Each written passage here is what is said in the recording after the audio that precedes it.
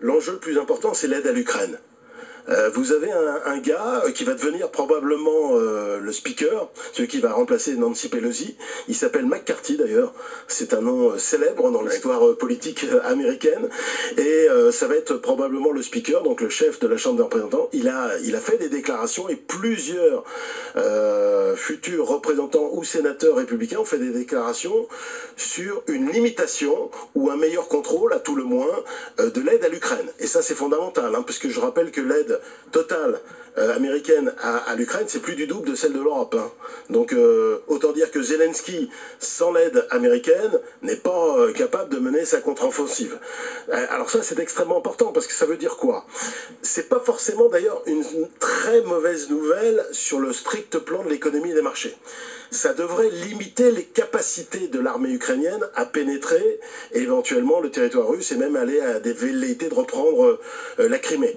Et donc ça pourrait éventuellement, in fine, favoriser une pression des États-Unis avant le retour de Trump, justement, ça c'est très important, une pression des États-Unis sur Zelensky, parce qu'en fait, on se pose toujours la question de savoir comment réguler Poutine, mais je crois que la question la plus cruciale aujourd'hui, c'est comment réguler Zelensky. Et le seul, à mon avis, la seule puissance qui a la capacité de réguler Zelensky, c'est les États-Unis. C'est eux qui mènent le jeu, hein, fondamentalement. Et c'est eux qui vont siffler la fin de la partie.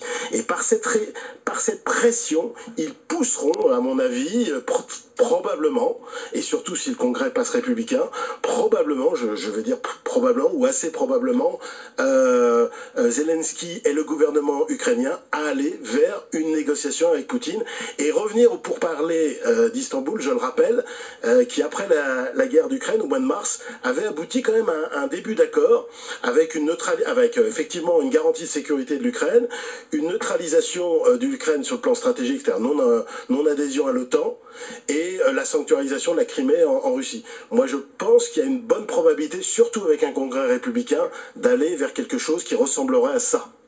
Vraiment, c'est un grand enjeu. Enfin, ce que vous dites, ça peut peut-être précipiter la fin des hostilités militaires sur le sol européen. C'est pas forcément une si mauvaise nouvelle que ça.